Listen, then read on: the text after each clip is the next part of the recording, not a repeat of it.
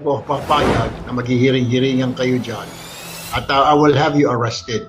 I promise. Pagka yung ayaw nila, wala kaming quorum. Pagka yung gusto nila, May quorum. palaging may quorum. Sa isang Facebook post na sarado ang comment section, humingi ng paumanhin si Senador Erwin Tulfo sa kanyang mga kapwa-senador at sa publiko kaugnay ng kanyang mga naging kontrobersyal na pahayag tungkol sa pagpapaaresto, pagkukwelyo at pagbibitbit sa mga taong umano'y magdaraos ng hiwalay na pagdinig ng Blue Ribbon Committee sa gitna ng sigalot sa Senado. Ang paghingi ng paumanhin ay dumating ilang araw matapos umani ito ng matinding reaksyon ang kanyang mga pahayag laban kay Senate President Alan Peter Cayetano at sa mga nagsagawa ng hiwalay na pagdinig ng Blue Ribbon Committee sa pangunguna ni Pia Cayetano at Senador Rodante Marcoleta. Inamin din ni Tulfo na hindi nararapat ang naturang asal para sa isang halal na opisyal. Matatandaang naging sentro ng kontrobersya si Tulfo matapos niyang sabihin na maaari niyang ipaaresto o palabasin sa plenaryo ang mga magsasagawa ng hiwalay na pagdinig. Ang paghingi ng paumanhin ni Tulfo ay naganap habang patuloy pa ring pinagtatalunan ng magkabilang kampo sa Senado ang legalidad ng naging pagbabago sa liderato noong Hunyo at 3. Pati na rin ang mga kasunod na pagdinig at hakbang na isinasagawa ng magkakaibang grupo ng mga senador. Pagka yung ayaw nila, wala kaming quorum. Pagka yung gusto nila, May quorum. palaging may quorum. Yan po, napakadali lang intindihin niya. Mukhang double standard nga yun. Mali nga yun. Hindi ano? ba? Oho. Ang quorum palaging 13, Tama. mga kababayan. Mangyayari lang 12 kung halimbawa yung isa sa amin nasa ibang bansa po. Nasa ibayong Tandaan dagat. po nyo, yun po yung doktrina na na-establish po sa Abilino versus Cuenco. At yan po ay ginamit panahon ni Franklin Drilon dahil 4 po yung wala, 20 na lang po yung basis po ng computation ng quorum o ng majority, kaya yung 12 po pwede na. Ayun. Pero sa panig po namin ngayon, wala pong umaalis ng bansa. 24 po kami, kaya nanatili, 13 po talaga yon. Oho. Madali pong intindihin ito. Sila lang po ang pinipilit na umintindi ng pamali kapag sinabi mong wala po kasi kayong legal background. Nagagalit po silang lahat. Masasaktan ng damdamin eh. Ad hominem daw yun sa Ito hindi na po legal background ang pinag-uusapan eh. Opo. Sabi nga ni Ping, it's the rules, stupid. Meron pang stupid. Oy, ang sasabihin ko lang sa kanya ngayon, hindi naman rules eh. It's arithmetic, stupid. Oho. Hindi ba? Yes po. Arithmetic lang ito eh. O, nagtatawa itong cameraman natin kasi nakukwenta niya eh. Oh, 24 divided by 2 plus 1. 13. Kanina ko gumamit pa ng calculator. Tinitingnan ko eh. Calculus pa nga ginamit yung calculator. Simpleng-simple ka niya. O nga naman ano. Oo. Di ba? Oho. Ano na yon? 24 divided by 2 Opo. plus 1 equals 13. oh, it's arithmetic. Stupid. Sen, kinuha ko yung ilang mga puntos nung mga nagsasabing tama yung ginawa nila. Gusto ko itanong ito sa inyo, yung mga para lang ho palutangin at palitawin yung kanina mga punto. Kasi ito po, Sen, hindi pang karaniwang tao ang mga naging Senate President sa kasaysayan ng kanilang buhay. Pero Sino? mamaya ko na po itutuloy, Sen. Meron lang tayong mahalaga pahala. Ano nyo, Hindi namin alam. hindi namin alam yan. Oo. O ngayon, balikan natin. Ang tanong mo kanina, ulitin mo nga. Bakit daw ho? Kasi naman nauna kayong nag-adjourn ng 3 araw bago Oo. absent kayo. Hindi ba nung, Binoykot nyo raw eh. hindi ba nung nag-walkout sila, sabi nila, hindi walkout yun. Oo. It was a legislative strategy. Strategiyo. Tuwan-tuwa nga sila doon, Sen eh. Oo. Naisahan daw nila kayo doon eh. Naisan daw kami. Oho. O yun akala nyo. O nung nag-walkout sila, kami naman, sila sabi nila nag-boycott daw kami. O yun na nga, oo. Diyan hindi kami nag-boycott. Oho. Bakit wala kami? O bakit nga po? Wala, 3 araw po eh. O ginamit lang namin ang nakasad sa Section 6, Article 6, Section 16, Paragraph 5 ng Saligang Batas. Oho. Ano po nakalagay, Sen? O, basahin natin. Sige po. Neither House, during sessions of the Congress, Oho. Neither house, oho. either Senate Or, or the House of Representatives, Opo. bawat isa sa inyo, sabi niya, Okay, oho. shall, Okay. without consent of the other, adjourn for more than 3 days, Oho. nor any other place than that which the two houses should be sitting. Oh, itagalog mo. Oho. Walang isa sa inyong dalawa nang walang consent yung isa Oo. ang Mag-a-adjourn. mag-adjourn Oo. ng higit sa 3 araw. Ginawa ba namin nag-adjourn ng higit sa 3 araw? Hindi po, eksaktong 3 araw. O eksaktong 3 araw. Anong ginawa namin? Ginagamit lang namin ang nakasaad sa saligang batas as a legislative strategy. Alam mo kung bakit? Opo. Kung nandun kami noong June 1, June 2 o June 3, nakuha nila kagad ang mga committees na ilugso nila si Alan Peter Cayetano as Senator. Nakuha nila yung blue ribbon, hindi na natuloy yung June 4. Ayun pala talaga ang target nila. Kaya ang sabi ko, Oo. Jen, ang pinakamahalagang salita ngayon, katotohanan. Katotohanan. Ayaw nilang matuloy ng kahit sa anong paraan yung June 4, 2026 sapagkat marami ng katotohanan ang lalabas doon. Ayun. Hindi pa yung ganap, ngunit malaking bagay sa tinatawag nating katotohanan ang unti-unti nang lilitaw. So kung ang mangyari pala, Sen, hindi man nila makuha ang Senate President, magdideklara sila ng all committee chairmans vacant, makukuha nila ang Blue Ribbon Committee. Isa lang ang dumating sa amin doon, makukuha na nila eh. Yun Hindi, pala. isa lang ang dumating sa amin, mailulugso na nila si Alan Peter. Oh. Kasi 13 eh. Opo. Naalala mo, 12 sila dahil dumating na nga yung isa sa kanila. Nawala na isa sa amin, di ba? Opo, oho. Dumalo na doon sa kabila eh. Doon sa 13, doon sa June 3 na dumating Doon sa June 3, opo, Doon sa sa June dati, naninimbang pa siya eh. June 1, June 2. ganun ba? Pero, Ganun ba? dahil alam na namin yon, kahit hindi dumating si Senator Cheese, kahit ako lang ang dumating doon, dahil 12 sila, magiging 13, di ba? Oo nga po. Oh. Dahil ang kailangan natin, alalahanin mo, dinidiscuss natin, the magic word is 13. 13 na po. Oh. So, isa man lang sa amin ang dumating doon. Oho, isa ba sa Ako, grupo ninyo? O si Sino man? Senador Bongo, Oho. si Senador Robin, lahat ng kasama ko, isa man lang ang dumating doon. Tapos kami. Ang pinaka-importante ron, yung Blue Ribbon Committee, makukuha nila, kagaya ng ginawa nila ngayon, na nagkunwa silang nakuha na nila, kahit 12 lang sila. Oho. Kasi At bigla na siyang naglagay na siya na raw ang BRC chairman ngayon at siya raw ay gagawa na ng pagdinig sa Lunes. Sa Lunes. Ewan ko kung anong klaseng pagdinig ang gagawin ng isang illegal na chairman at illegal na pag-take over ng komite. Kasi kung magiging 13, magkakaroon ng quorum eh. Magkakaroon ng quorum. Oo, tapos kung siyempre, kasi boboto sa kanila, mas marami, talo nga kayo kahit na meron lang isang, oo nga. At meron pa akong naulinigan at palagay ko tama yon. Ginaganyak si Senate President Alan Oo. na kung gusto mo kanya yung i-open mo lang, yung nakaupo ka lang doon. Pagkatapos umalis ka na. Mag-open lang na session, oo. O hindi pang 13 siya. Oo nga, no. So, akala ba nila hindi namin alam ang kanilang gagawin? Oo nga, no. Kaya yung strategy na yon, na alam ko yung sumulat sa saligang batas, nahulaan niya na noong June 3, 2026, maaari namin gamitin eh. Oo. Isipin mo yung saligang batas kung sino man ang may kagagawan nitong Article 6, Section 16, Paragraph 5, napursin niya na in 1987, nagagamitin namin na cover ito, constitutional cover, para lang yung katotohanan ay matuloy noong June 4. Parang propesiya pala ata. O ngayon, siguro naintindihin mo na, Jen. Ngayon ko naunawa na, oo nga, no. Kaya mga kababayan, ako po'y nagpapasalamat kung sino man po yung Ang may akda niya. kasama noong 1987 Constitutional Commission, kung paano po niya naisip yung 3 araw Na magagamit pala ngayon, ano? na magagamit namin po, mga ilang taon ang dadaan, dekada po ang dadaan, magagamit pala namin constitutional cover. Nako. Pero yung pag-walkout po ba nasa Constitution? Tanungin mo nga ako. Nasa Constitution po ba yung pag-walk out? Wala. Wala ba? Humanap sila, basahin na lang Constitution. Kung yung pag-walkout ay pinapayagan ng saligang batas. Yung 3 araw na hindi niyo pagdalo, May pinayagan. Ulitin ko po, sige. mga kababayan nakikinig. Article 6, Section 16, Paragraph 5.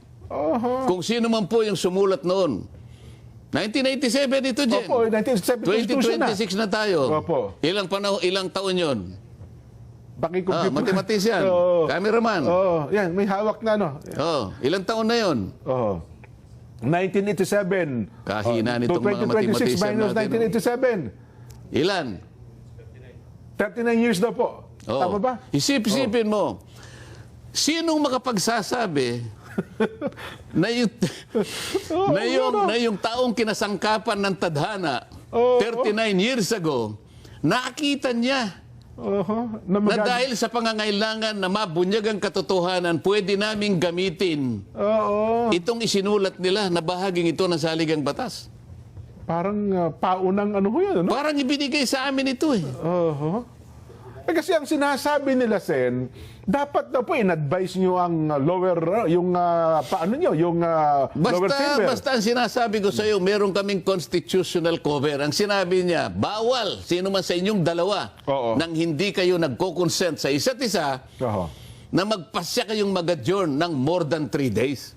3 days lang ginawa. 3 days lang ang ginawa namin eh. June 1, June 2, June 3, 2026. Oo nga, no?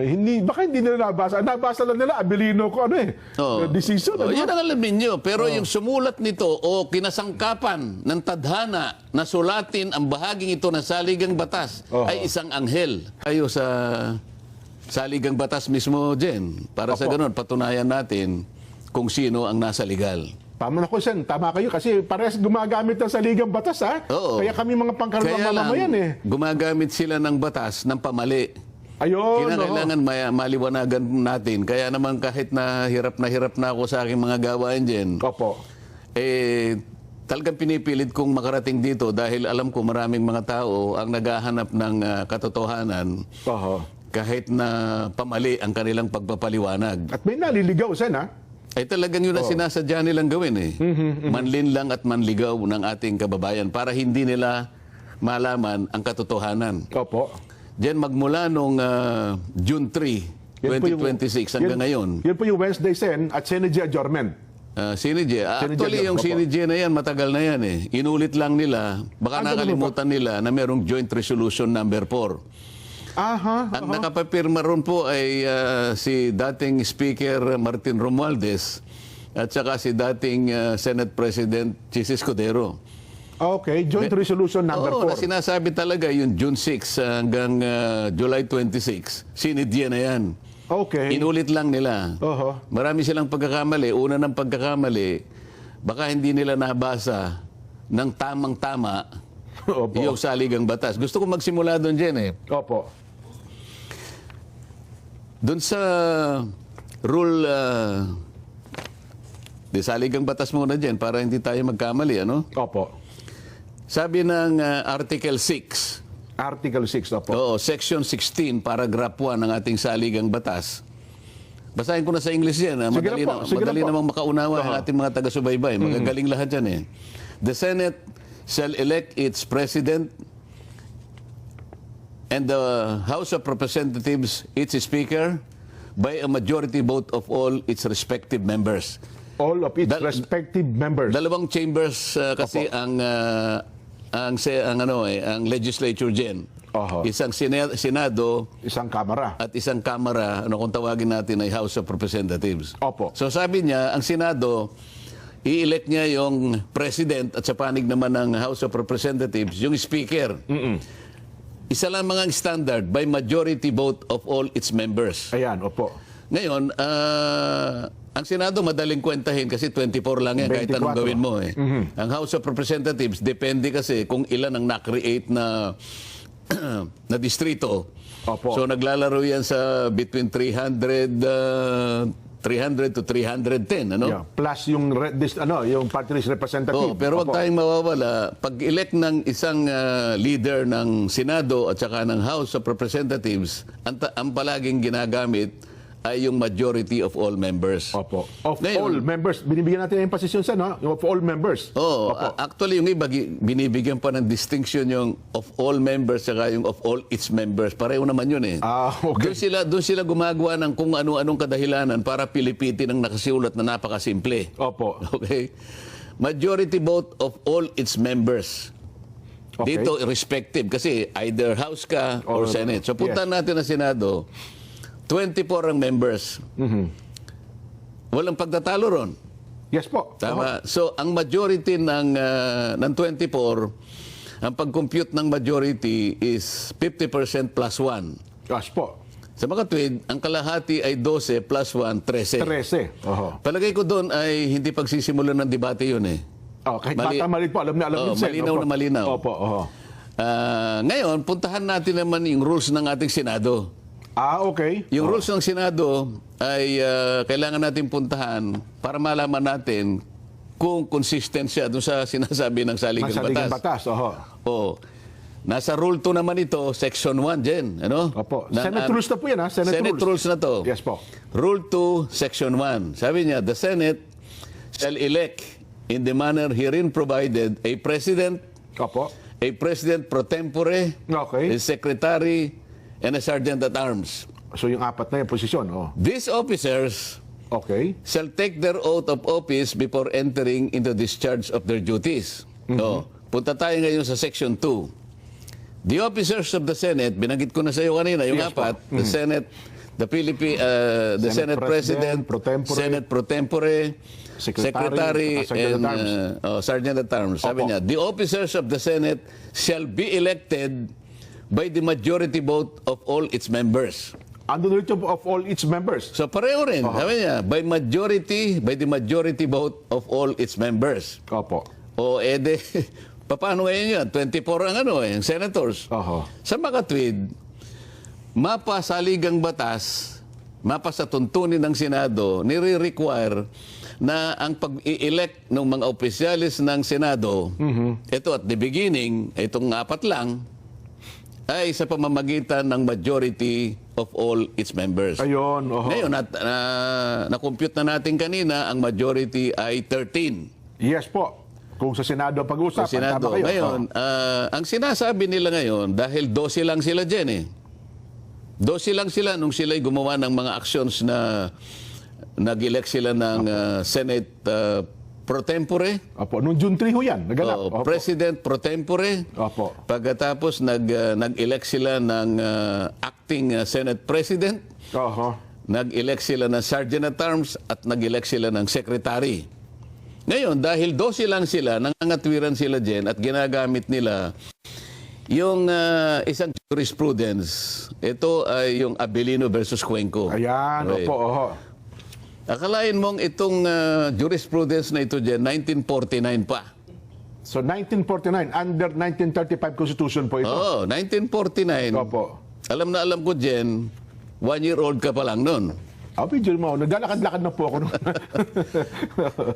Ginamit kasi doon, Jen, na ang quorum o yung nananatiling parang majority Opo. na mag-i-establish ng quorum, 12 lang. Aha. Dahil nung panahon na Bagamat yun, noon pa yun, 24 din po, Senador. Oh. 24 pa rin. 24 din, oo. 24, 1949 hanggang ngayon, 24 pa rin. 24, opo. Kasi sa 1935 Constitution, 1973 Constitution, hanggang 1987 Constitution, nananatiling 24 24 ang bilang po na ang senador senador. natin. Yes po. Ngayon, nung panahon nila, itong Abilino versus Cuenco, yung isa sa kanila ay nasa ibang bansa. Aha. Kaya, ang total na bilang na pagkukunan mo ng majority ay 23 lang. Opo. Sa mga tweed, sa 23, ang magiging quorum mo dyan ay ilan? 12. 12, pwede na. Opo, Kasi oo. 23 divided by 2, alam mo na, Opo. di ba? Oho.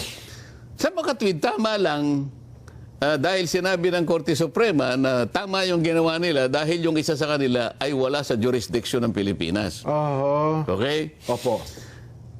Ngayon, hindi nila ngayon, ginagamit nila ngayon yon. Oo. Sabi namin, mali yon. So bukod doon, may ginamit din sila na isang session na noon ay pinangunahan ni Senator Drilon.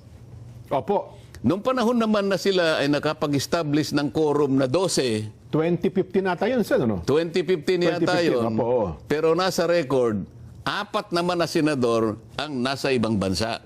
Aha. Sa mga tweet, Oh. 24 minus 4, Jen, Opo. ilan yon?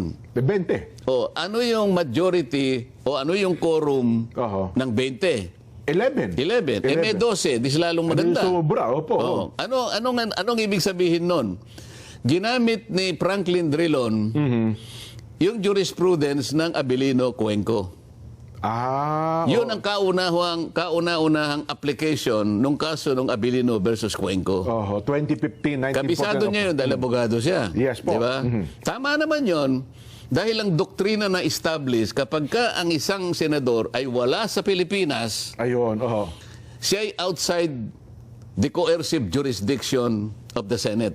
Ayun pala. Maalala mo, sa rules ng Senate din, para lang magkaroon ng quorum, pwedeng pa-aresto yung senador Oho. para lang magka-quorum. Opo. Kaya coercive yun Pag inaresto ka, coercive yun Coercive, yes. Halimbawa, kung talagang pinipilit mo lang na talaga na ayaw Magkaroon talaga ng quorum. mo dumaloy, nandun ka naman. Pwede kang arestuhin ng Sergeant of Arms sa pamagitan ng order ng Senate President para lang magkaroon ng quorum. Nasa rules namin yun Okay, Ngayon, kung apat yung wala sa Pilipinas, paano gagawin mo? Kung nasa abroad Di ba? Opo. O, walang coercive power ang Senate para iharap sila nung panahon na yon. So, panahon ni Franklin Drilon, 4 yung absent. Pwede ba natin ipasinag yun para makita natin? Sige nga po. Direct, baka may pasinag natin. Ayan, makikita mo yung roll call dyan. Opo. Sige, paano nyo para makita natin yung mga... 2015. Sa bandang ibaba niyan, makikita natin. Merong minota kasi dyan With 12 senators present, the chair declared the presence of quorum. Yan. Ayan. Senators Angara, Binay, De La Rosa, Drilon, Ontiveros, Marcos, Pangilinan, Pimentel, etc. Okay. Next. Senator De Lima was unable to attend the session as she was under detention. Anong year ba yan? Ano bang year yan? 2015 po ba yan? Hindi, tingnan natin kung anong date. Baka hindi yan. Mamaya na natin i-discuss yan. Ang gusto kong maipakita, yung una, kasi iba yung pinadala niya. Yan, yung isa muna, yung nauna. 2 yung binigay ko sa iyo Yung isa daw direct. Yung unang, yung una. Sige, habang ano ba ang punto doon, Sen? Habang inire-ready po doon sa ating... Kasi doon nakalagay, editor. Nakalagay doon sa unang binigay ko kay Direk, Opo. na 4 talaga Ang wala sa Pilipinas. ang wala sa Pilipinas. Kaya nga, yung 12 na attendance, sapat na yun para mag-constitute ng quorum. Lagpas sa quorum. Ngayon, balikan natin yung ginawa nila noong June 3, 2026. Kamakailan lang yun. Ilang araw lang po yan. Opo, Last Wednesday, di ba? Yes po. Ilan ba kami na senador dyan? 24 po. 24. Hindi naman po pwedeng sabihin nila dahil si Senator Bato ay nagtatago ay nawala na siya sa 24. Senador pa rin po siya. Hindi rin naman totoo dahil sa nakakulong ngayon si Senator Jinggoy, bigla na lang siyang hindi senador. Senador pa rin po Sa siya. mga tweet, yung bilang nananatili na 24. Yes po. Tama?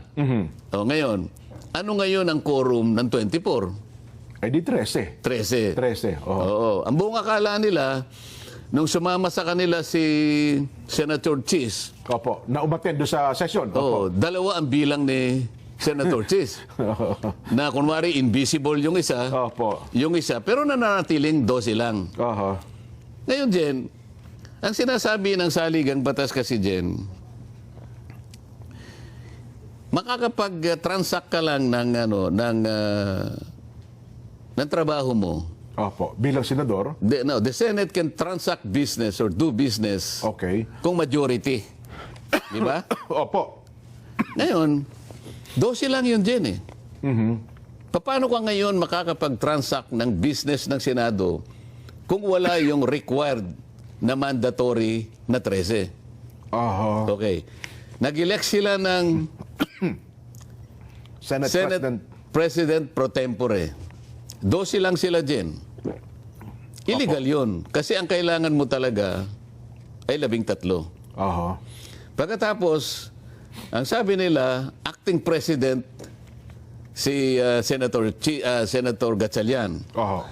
paano mo ngayon i-legitimize yung, magiging legitimize yung pagkakahirang niya na Senate President? Unang-una, para ikaw para mapalitan mong Senate President, valid yung ginawa niyong aksyon. Oho, Ibig sabihin, 13 sila. Opo. Pangalawa, paano mo naman papalitan si Senate President Alan Cayetano? Sa liwanag ng rules namin dyan, kailangan palitan mo yung acting, yung nananatiling Senate President. Una, wala siyang, physically hindi siya makakagawa ganap ng tungkulin. Oho. Una best talaga, wala. Diba? O kaya nag-resign siya.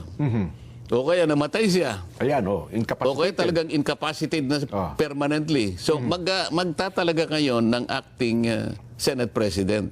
Opo. Sa makatwid, lahat ng ito ay wala eh. Oho. Paano mo papalitan ng Senate President? Una, illegal yung ginawa ninyo na pag-i-elect ng President pro tempore. Oho. Hindi mo rin pwedeng palitan si Senator Loren Legarda na siya ang nahirang na Senate President pro pro tempore. tempore. Oho. Dahil buhay pa naman siya. Yes po. Hindi sa AI. Hindi siya. Hindi sa AI. Hindi sa AI. So, paano ngayon ito? Paano nila sasabihin ngayon na ang kanilang ginawang mga aksyon doon sa kanilang naked power grab ay batay sa tuntunin, Oho. batay sa Constitution? Mali po yun eh. Oho.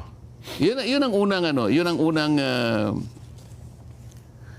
batayan kung bakit natin sinasabi lahat ng ginawa nilang aksyon, lahat ng ginawa nilang pagdidesisyon, kung ano man yon, walang basihan sa saligang batas, walang basihan sa Constitution. Oho. Ito pang isang dyan na kailangang malaman ng kababayan natin kung bakit yung 12 ay kailanman ay hindi magiging batayan ng legalidad o legitimacy ng kanilang ginawa. Opo. Halimbawa, noong May 26, 2026 Jen, yung mga members ng Bendalo, Okay. Oho. May 26 po ito. May 26, kaya tinawag ko na members ng Bendalo dahil palagi nilang binabaluktot ang mga batas eh. Oho. Ang saligang batas, kanina diniscuss natin, 13 kanya ang majority, 13 ang quorum. Opo. Tama? Sa tuntunin namin, 13 pa rin. Opo. Pati sa pag-i-elect ng mga opisyalis ng Senado. Pero noong May 26, 2026, yung mga miyembro ng Bendalo, nag-walk out. Yun yung walk out. Yes po. Oho. Nag-walk out sila. Noong panahon na yun dyan, natatandaan ko, 11 kami. Oho. Kasi si Senator Bato at saka si Chis Escudero, wala. Okay. Kaya Oho. 11 kami. Si Chis Escudero, alam mo na kung bakit wala doon sa session hall. Opo. Oho. Okay. Si Chis naman, absent, wala din. So dahil 13 kami, minus 2, ilan? Di 11. 11. Opo. O kami ang 11 noon. Sila naman, 11 din. Yung nag-walk out. Oo, Opo. 11. Ngayon, dahil pinopropose ko na i-amend namin yung aming Senate rules, Opo. magdadagdag ako ng isa pang paragraph sa Section 41 ng aming tuntunin dyan para sana mapayagan ang isang senador sa isang kailangan na pagkakataon na makapag-participate siya o makaboto sa aming mga pinag-uusapan kahit virtual o online sa Yes. magitan ng teleconferencing o kaya ay video conferencing. Yes po. O ilan mang akmang gamit para sa ganon ay makasama siya sa araw na yon, ano? Yes po. Mahigpit nilang tinututulan yon dahil ang buong akala nila yon ay para lamang kay Senator Bato o kaya kung sino pa yung susunod na makukulong.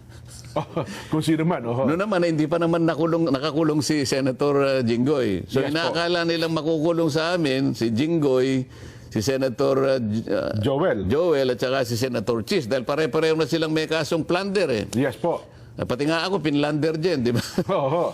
Ngayon, mahigpit nilang tinututulan yun dyan dahil inaakala nila na magagamit namin kaagad yun. Sakali mang malagay kami sa ganung okay. kalagayan. Oh, yun ang kanilang pananaw. Eh. Oh. So makikita mo doon, talagang hindi sila kakampi sa amin talaga. Gusto nga nilang makulong kami at hindi namin magamit yung idadagdag namin sa saligang batas sa aming tuntunin. Para sa ganun, di kami talaga makapag-participate. Pag-participate sa namang pagdinig. Opo. Samantalang, wala naman kaming nilagay. Sabi ko sa amendment, kahit sino sa amin ang malagay sa isang mahigpit na pangangailangan o consequence na hindi pwedeng makarating physically, kahit sino man. Halimbawa, isa sa kanila nagkasakit, nasa ospital, Pwede o kaya sila. biglang nagkaroon ng travel na hindi makakauwi ng gano'n sapagkat na-cancel ang mga flight. Sila naman makakagamit nung. Kaya lang, ang nakikita nila kagad, kami ang unang makakagamit nung mismong amyenda na ini-introduce ko. Yun na nga. Yun nga sinabi ng isang senador. Kaya sa motion ni SP Alan, sabi niya, pwede ba nating pag-usapan ngayon? Opo. Doon nga kami nagtalo. Pagdebatihan. Hindi dito, kanya gusto siya komite. Sabi niya gano'n. Sa mga kapatid, mas mabuting kanyang mag-walk out na lang tayo kung hindi natin maayos ito. Nag-walk out nga yung 10. Merong natira sa kanila, di ba? Opo, yung kanilang minority leader. At kinuwestiyon yung quorum. So 11 kami, plus si Senator Tito Soto, 12 kami. Sabi niya... Warm body na nasa plenaryo ng time na yun. Sabi niya, is there a quorum? Alam niya nang nawala na yung quorum dahil 12 na nga kami. Tama, Jen? Tama po. Ulitin natin kasi baka mamaya hindi masyadong naintindihan ng kababayan natin. 11 kami, 11 din sila. Opo. Kaya lang yung 10 nag-walk out. Isa na lang ang natira, so 12 na lang kami. Yes, tama kayo. Sa makatwid sa 12, walang quorum. Tama? Wala po, 50-50.